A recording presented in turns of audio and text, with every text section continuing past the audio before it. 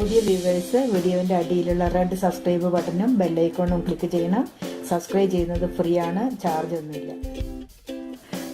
Hello friends, ഇന്ന് ഞാൻ നിങ്ങളായിട്ട് ഷെയർ ചെയ്യുന്നത് ഒരാഴ്ചയ്ക്കുള്ള കുക്കിംഗ് ഒന്ന് ഈസി ആവാൻ വേണ്ടിയിട്ട് നമ്മൾ നേരത്തെ കൂട്ടി എന്തൊക്കെ പ്രിപ്പയർ ചെയ്ത് വെക്കാം.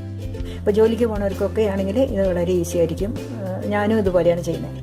അപ്പോൾ ആദ്യമായിട്ട് ഞാൻ ദോശമാവ് ഉണ്ടാക്കിയതാണത്. ദോശയ്ക്ക് മാവ് കൊടുക്കുമ്പോൾ 3 പാത്രം അരിയും 1 പാത്രം ഉഴുന്ന് പരിപ്പും സെപ്പറേറ്റ് വെള്ളത്തിലിട്ടിട്ട് സെപ്പറേറ്റ് അരച്ചെടുത്തിട്ട് അതിൽ കുറച്ച് 2 സ്പൂൺ ചോറും ചേർക്കും. ഞാൻ കുറച്ച് സോഫ്റ്റ് ആകാൻ വേണ്ടിയിട്ട് അരച്ചെടുത്തിട്ട് ഇങ്ങനെ ഒരു പാത്രം ഉണ്ടാക്കി വയ്ക്കും. അപ്പോൾ നമുക്ക് രാവിലെ പെട്ടെന്ന് ദോശ ഉണ്ടാക്കാൻ എളുപ്പമാണ്. അതുപോലെ ക്യാരറ്റ് പീൽ ചെയ്തിട്ട് അങ്ങനത്തെ പീലർ ഉപയോഗിക്കുകയാണ് വളരെ ഈസിയാണ്. ക്യാരറ്റ് പീൽ ചെയ്യാം, പൊട്ടറ്റോ പീൽ ചെയ്യാം, അങ്ങനെ പീൽ ചെയ്യാവുന്ന വെജിറ്റബിൾസ് മുഴുവൻ കൊണ്ട് പീൽ ചെയ്യാൻ വളരെ ഈസിയാണ്. അപ്പോൾ പീൽ ചെയ്തിട്ട് ഇത് ചോപ്പറിൽ ഇട്ടിട്ട് പൊടിച്ച് വെച്ചിട്ടുള്ള ക്യാരറ്റാണിത്. പിന്നെ ഇത് കാബേജാണ്. ഇത് ഇലക്കറി, ഇത് ഉള്ളി, ഇതും തൊലി കളഞ്ഞ് കുറച്ച് കഷ്ണങ്ങളാക്കി വയ്ക്കുക. അപ്പോൾ നമുക്ക് രാവിലെ എഴുന്നേറ്റിട്ട് പെട്ടെന്ന് ഭക്ഷണം ഉണ്ടാക്കി വയ്ക്കാൻ പറ്റും. 1 മണിക്കൂർ വേണ്ട. 2 സ്റ്റീൽ കുക്കർ വീട്ടിലുണ്ടെന്നുണ്ടെങ്കിൽ എത്ര പേർക്ക് വേണമെങ്കിലും ഭക്ഷണം 1 മണിക്കൂർ കൊണ്ട് ഉണ്ടാക്കാൻ പറ്റും. അതും ഈസിയാണ്.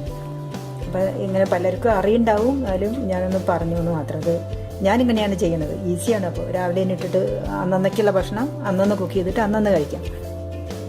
ഈ വെജിറ്റബിളൊക്കെ ഉപയോഗിച്ചിട്ട് നമുക്ക് സൂപ്പ് ഉണ്ടാക്കാം. രാവിലെ പെട്ടെന്നൊരു സൂപ്പ് ഉണ്ടാക്കാൻ വളരെ ഈസി ആയിട്ട് ഉണ്ടാക്കാൻ പറ്റും.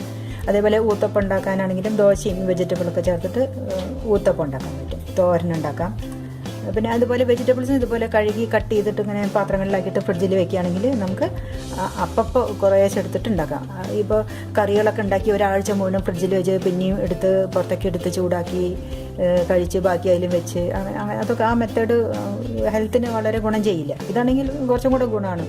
കുറച്ച് അന്നൊക്കെ ആവശ്യമുള്ളത് മാത്രം ഇതിനൊക്കെ എടുത്തിട്ട് നമുക്ക് കുക്ക് ചെയ്യാൻ പറ്റും.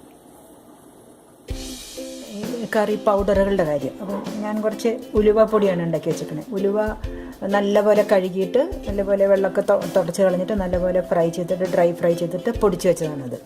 ഇത് നമുക്ക് ദോശയൊക്കെ ഉണ്ടാക്കുമ്പോൾ ദോശയിൽ ഉലുവപ്പൊടി ചേർക്കാം. അതേപോലെ മോരൊഴിച്ചിട്ട് കാളനൊക്കെ ഉണ്ടാക്കുമ്പോൾ ഉലുവപ്പൊടി ചേർക്കാം.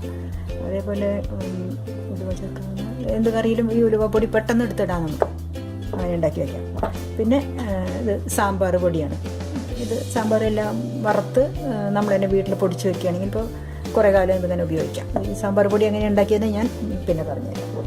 പിന്നെ ഇത് മല്ലിപ്പൊടിയാണ്. മല്ലി നല്ലപോലെ കഴുകി ഇതുപോലെ തന്നെ തുടച്ച് വെള്ളമൊക്കെ കളഞ്ഞിട്ട് നല്ലോണം വറുത്തിട്ട് ഡ്രൈ ആയിട്ട് പൊടിച്ച് വെച്ചതാണ്. അപ്പോൾ ഈ വക പൊടികളൊന്നും നമ്മൾ മാർക്കറ്റിൽ നിന്ന് പാക്കറ്റുകൾ വാങ്ങാതിരിക്കുകയാണ് നല്ലത്. അത് ഇത്ര വലിയ ഹെൽത്തിന് നല്ലതെല്ലാം തോന്നുന്നു. അപ്പോൾ ഇതുപോലെയൊക്കെ ചെയ്യുകയാണെങ്കിൽ ഈസിയാണ്. രാവിലെ എഴുന്നേൽക്കാം, ചോറ് വയ്ക്കാം, ദോശ ഉണ്ടാക്കാം,